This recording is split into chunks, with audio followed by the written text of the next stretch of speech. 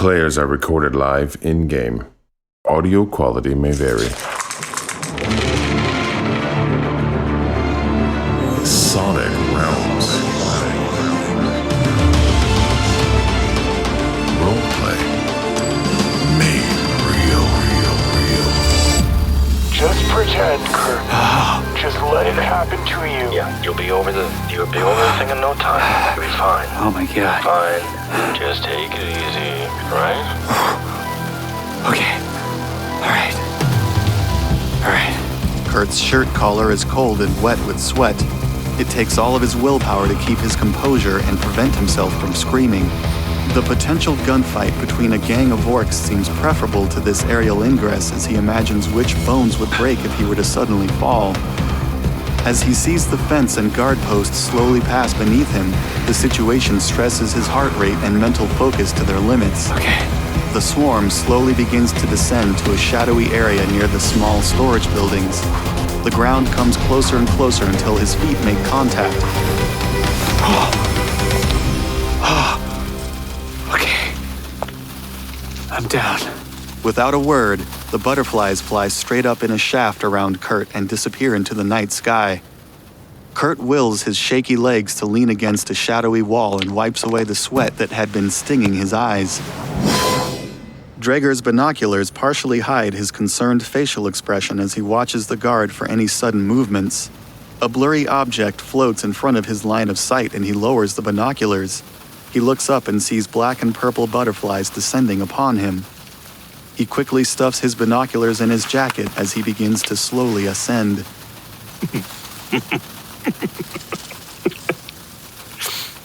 Curt, you didn't say these things were ticklish. Dreger remains totally calm as he rides the spirit over the security post, taking in the lay of the land. Hey, everyone. From up here, it still looks quiet. There's no extra personnel anywhere. It's weird. Yeah, what he said. Good, let's hope it remains that way. Are you alright, Curt? Yeah. Alright, try to get into position, both of you. The ground grows larger in Dreger's vision until he safely touches down. Dreger adjusts his armored jacket as if he was disembarking a subway and flattens his back against the corner of a nearby building. Okay. Let's see what we can see. Hez sees the butterflies returning for Jet. I place my hand on her shoulder. Good luck, Gitangeline. Jet places her palm on Hez's massive hand, which covers her entire shoulder. Good luck, Hez. Hez drops her hand as Jet begins to rise into the night, never breaking eye contact.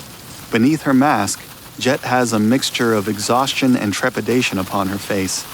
Hez gets smaller and smaller as the distance grows between them. Jet catches a stunning view of the glittering San Francisco skyline before she is turned around towards the docks. I feel a little left out. You really missed out. Just ask her to do it some other time. You totally should. It's really fun. Perhaps as she gets stronger, they will too. Jet lands and immediately leans on a nearby building. A lack of sleep, plus the strain of keeping Curt and Dreger invisible, is taking its toll. We're all inside. I've got to drop the invisibility on someone now. It's too much. Curt will pass the camera when he opens up the gate for me. Well, Hez, you're going to need to be invisible too. Perhaps Dreger can get behind something and hide while he becomes visible. Then we can make him invisible again and get him into position. We can do that, but every time I cast a spell, it weakens me a bit. I can't just keep casting over and over. Is there another way? Can you wait, Hez, until they arrive at the docks and just slip in at the same time as their car? Maybe if we can time it when the guard isn't looking. We can just open the gate as little as we can, let Hez slip through it, close it, and hopefully no one will be the wiser. Yes. Yeah. Guard's there. Just looking at his device, tapping away. Alright, you keep an eye on him. Curt, come get me, and Jet will make me invisible. We'll try and do this as quickly as possible, and get that door closed before he notices. Okay. You ready, Hez? I'm going to cast invisibility on you. I'm ready, Jet. Jet leans from around the corner and looks out through the fence to the distant alley where Hez is waiting. It's difficult to see her at this range, but she sees enough to target the spell. She braces herself against the side of the building and raises a hand in Hez's direction. As the magic flows, Jet feels her legs give out and she falls to one knee. I look down at my insubstantial body. This will never get old to me. You all right in there, Jet? I need to rest. I think you guys can do this. I'm just gonna walk over there between the storage buildings and I'm just gonna sit down, try to recover a bit. Hang in there, Gitangeline. Yeah, just stick to the shadows. Okay? Stay safe. Stay low. Before I walk, I check in with Dreger. What's that guard doing? Yeah. He's looking at, naked pictures of his mom. I don't know what he's doing, but he's staring at his phone. Okay. I walk up to the gate, I get out the keys, finding the correct one, and I attempt to open the gate. Curt tries to turn the key, but it doesn't budge. He double checks to make sure he has the correct key and tries again. He removes the key and takes a cautionary glance at the guard post before examining the lock. Guys, the key isn't moving for some reason. They may have changed the lock since we were here. Yeah, this lock looks different. Shit. Hez, I can't keep the invisibility on you. I think you're gonna have to sneak in with the van. I'll sneak in while the vehicle goes in. But that means Curt can't get into position until I'm up there. I sneak back to the corner where I started. 4 hours pass uneventfully. At the stroke of midnight, a van turns onto the service road and heads towards the gate, its headlights cutting through the Bay Area fog. Curt, are you in position so that I can lift you up and then get to the fuse box? Yeah, I'm in position. Good, be ready. I join Jet next to the small storage unit, out of sight of the cameras. Curt turns a corner and sees Jet sitting on the ground in the lotus position. It looks like she's been meditating.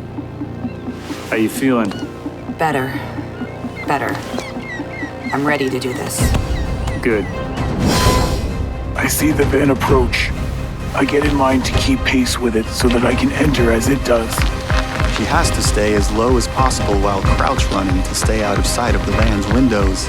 She isn't completely invisible, and anyone looking out of the window and down at the street at the right time might notice a wavering shimmer outside. The van gradually slows down and stops at the gate. Ez takes a knee. You guys made it. Right on time. Yeah, we're ready for this. There are 4 orcs in this van. I remember them all from the chop shop. Good to know. We'll give you the money on the way out. All right, hold on a second. I'm just gonna take care of the cameras. The guard leans over and types something into a computer. After a few moments, he returns to the window. And all right, no one's looking. Cameras are off. Good. He presses a button and the gate begins to open. Thanks, buddy. The van begins to drive into the docks. I move in with the van as it goes through the gate. I head over to Curt. You gotta tell me when you're behind me, Hez. Invisibility works too well. Sorry, Curt. I'm used to being seen ordinarily. Right. Good to see you made it. See in air quotes. I put a hand out so that Curt can put his foot onto it, and then I can lift him up toward the roof so that he can climb onto my shoulders. I reach up to where I think Hez's collar is, and I grope for something to grab. Curt grabs a handful of Hez's hair. Okay. Sorry, can't really see. All right. I take my hand away from her hair and search around for a shoulder. I put my foot where I think her hands would be. We're becoming very intimate, Curt. That's only one way up. Okay. All right. What is going on over there? All right. What are you... Let me just shift. Okay, I reach out and grab the roof. I climb up onto the roof with my gear. All right, I'm up. All right, good. Get into position, Dreger. Don't worry about the cameras, guys. I think the guards shut them off for this deal. I'm getting inside. I'm gonna put myself by the box and let me know when it's time to flip the switch. Dreger, if you're getting closer than me, you should take the jammer. Curt's message comes just a little too late. Dreger, still invisible, has begun sneaking around the orcs who have gotten out of the van and begun posturing to each other. I come around the corner of the small storage unit. I can smell the orcs from here. They're looking around. There's 4 of them. Pretty big guys. I'll tiptoe softly by them when I see they're glancing down at their hands or looking up the street. I'll make my way to the dock. The orcs' posturing has turned into an arm-punching contest of some kind. One orc struggles to free himself from the bigger orc's uncomfortable-looking headlock. As I'm gliding by the group, I took a good look at them. So here's what we got. There's, one of them has tats on his wrists. We got another fellow with tiny glasses, ripped jeans on another one, and there is some sort of hat. Is it a hat? Some sort of crown thing on it, guys. I don't know what that is. Crown. Just call it a crown. You all get that? Glasses, crown, jeans, tats. Right? Got it. Good job, Dreger. I'll post up on one of the boats. Dreger successfully sneaks by the gang, onto the docks, and onto a moored speedboat. He crouches in the seating area. Hez is in the large warehouse attached to the guard post. She's placed herself behind one of the many boxes stored within. Guys, it looks like we got company. I see a light in the distance. Curt, is there anything for you to hide behind up there? Can I drop this invisibility spell, or will you be exposed? Yeah, you can drop the invisibility. I'll just get down as low as I can. That's probably not a good idea, but since I'm hidden in here, you can take it off of me. All right, dropping it now. Go ahead, thank you. I hide myself amidst the cover available in the warehouse, right next to the fuse box. I keep a lookout for the other guard with my thermographic vision. A wide raft breaks through the fog, heading directly to the dock where Dreger has hidden himself. A man wearing a billowing white trench coat, white button-up shirt, and white pants stands at the front with one leg up on the bow and hands confidently on his hips. Behind him is an orc wearing a purple tracksuit and gold medallion around his neck. So they're here. I count 2 guys, one in a white trench coat looking really full of himself, and another guy in what looks like an orc with a gold medallion and a tracksuit. No, I was hoping for more guys. There are only 2 on the boat? Yeah. Keep up the descriptions, Curt, otherwise I won't know what's going on in here. On the boat, I see a crate and a couple pieces of heavy machinery. Not sure what they are, maybe weapons? Curt, since you have the microphone, you can hear what goes down. Let us know when is the optimal time to shoot. I get out my laser microphone and point it at the 2 guys on the boat. The man in the white trench coat cranes his neck to look at the orc behind him. There. I see them. Are you ready to make a lot of money? Hell yeah. You sure those things will work? I shan't be lifting anything other than a hefty cred stick tonight. Drones will be doing all the heavy lifting. Plus one quick command will turn those Blood Kings into, blood, if they try to pull anything. Excellent. Curt sees the man in the trench coat turn his head back to the docks, his expression changing from a smile to an exasperated roll of the eyes once the orc can't see his face. Guys, I picked up some intel. On the microphone, I heard that those objects in the back are drones, and they're going to use them to lift something or other. And they talked about a lot of money, so this is looking promising. Good, this will all come in handy. What can we do with that hardware? I don't know, they're going to be lifting something. Maybe the orcs got something heavy. Oh yeah, maybe it was ever the heavy things in the van, right? Tracksuit tosses a rope and moors the raft to the platform. Dreger, on the other side, gets as low as he can, partially hiding behind a speedboat seat. Trenchcoat hops out and walks up to the platform to the docks while Tracksuit begins extending a ramp. The largest orc with the wrist tattoos leads 2 of the orcs to Trenchcoat, leaving the orc with the ripped jeans behind at the van. Can you hear anything? anything from where you are, Dreger? They're right next to me. I can hear almost everything they're talking about.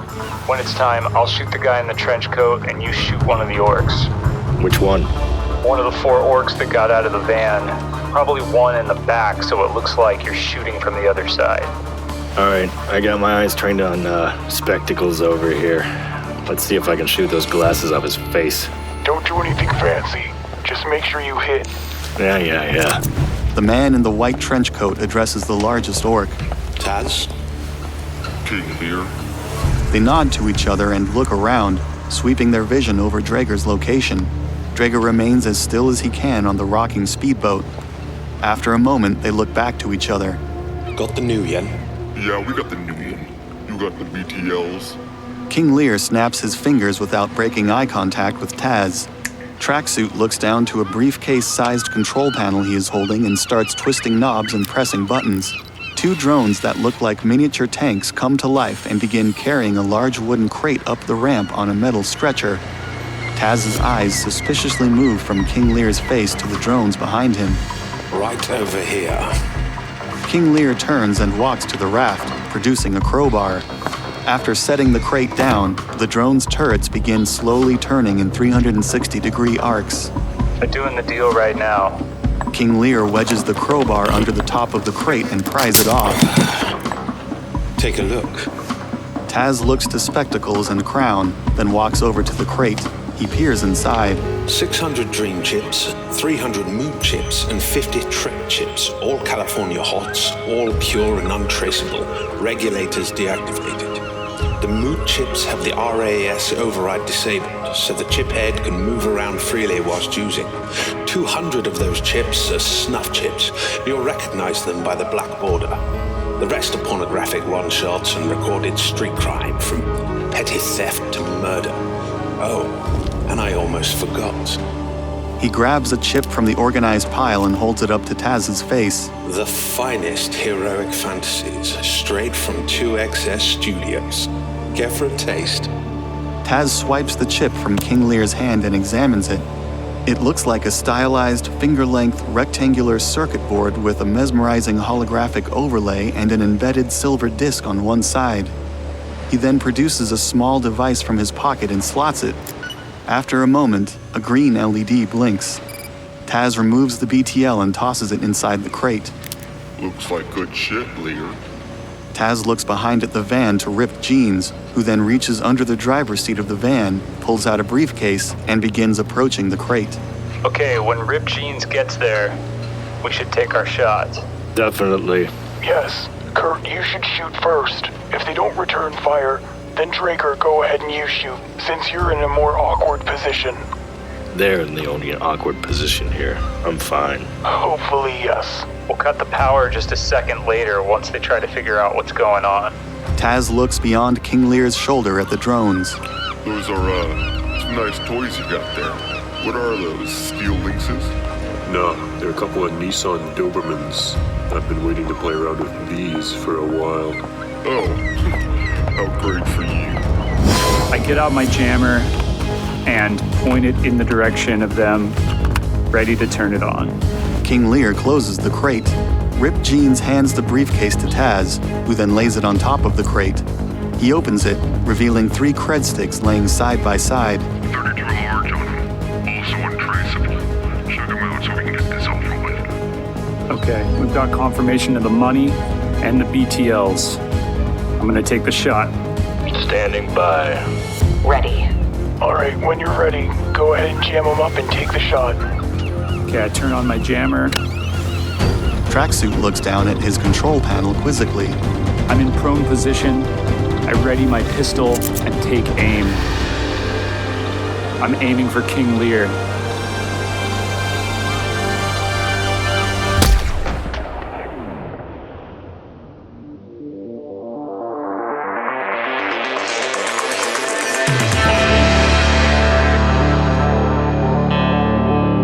Game mastering and narration by Paul Greenleaf. Dreger is played by Marcus Freeman. Gitangeline is played by Mackenzie Paulus. Curt is played by Chris Tomaso. Hez is played by Torvald Tempestus. Additional voices by Izzy Aola, Christopher Spry, Taylor Briggs, Tony Campbell, Joe Carey, and Jesus Salinas from the Low Country Shadows podcast. Editing by Jesus Salinas, Cassie Polhammer, and Paul Greenleaf. Arrangement, original music, and production by Paul Greenleaf. For more story, character details, production notes, and how to support Sonic Realms, please visit sonicrealmspodcast.com. To learn more about the world of Shadowrun, visit shadowrun.com and shadowruntabletop.com.